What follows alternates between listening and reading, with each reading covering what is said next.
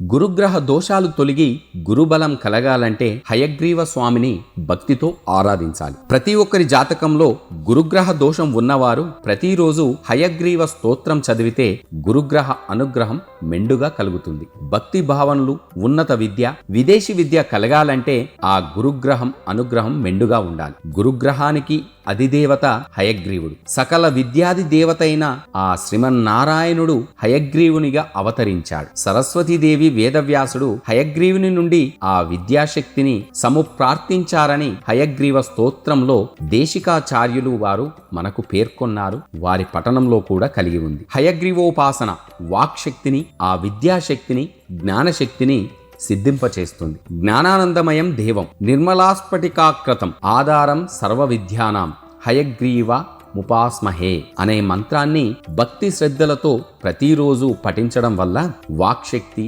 విద్యాశక్తి, జ్ఞానశక్తి మెండుగా లభిస్తుంది. జ్ఞానం, ఆనందం మూర్తీభవించిన దైవస్వరూపం హయగ్రీవుడు. నిర్మలమైన స్ఫటికాకృతి కలిగి సర్వ విద్యలకు ఆధారభూతమైన విద్యాది దేవత హయగ్రీవునకు నమస్కారం. ఆ హయగ్రీవుని పూజించడం వల్ల విద్య, ఐశ్వర్యం, అధికారం, ఆయువు ఇలా మొదలైనవన్నీ కూడా మెండుగా లభిస్తాయి. విద్యార్థులు హయగ్రీవుని పూజించడం వల్ల చదువుల్లో మెండుగా రాణిస్తారు. ఆ పిల్లలున్న ఇంట ప్రతి ఒక్కరూ కూడా హయగ్రీవ పూజ పిల్లలకు ఎలాంటి విద్యాటాంకాలు లేకుండా తొలగించి ఉన్నత విద్యను అందిస్తుంది.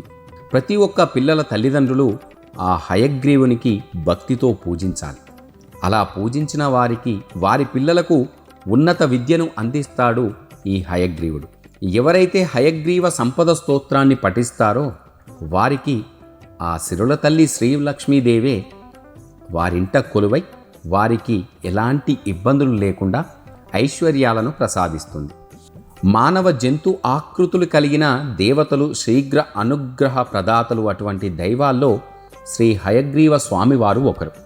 శ్రీ హయగ్రీవ స్వామిని భక్తి శ్రద్ధలతో ఉపాసించిన వారికి సర్వ విద్యలు కాక సర్వ సంపదలు కూడా లభించుడు తథ్యమని దీని అర్థం. అష్టైశ్వర్యాలు, విద్యాబుద్ధులు కలగాలంటే ప్రతి ఒక్కరూ కూడా హయగ్రీవ స్వామిని భక్తితో పూజించాలి. భక్తులు అందరూ కూడా ప్రతిరోజు 11 సార్లు లేదా 108 సార్లు ఓం నమో శ్రీ లక్ష్మీ హయగ్రీవాయ నమః అనే మంత్రాన్ని భక్తి శ్రద్ధలతో పూజిస్తే వారనుకున్న కోరికలన్నీ ఆ హయగ్రీవ స్వామి తప్పకుండా నెరవేరుస్తాడు.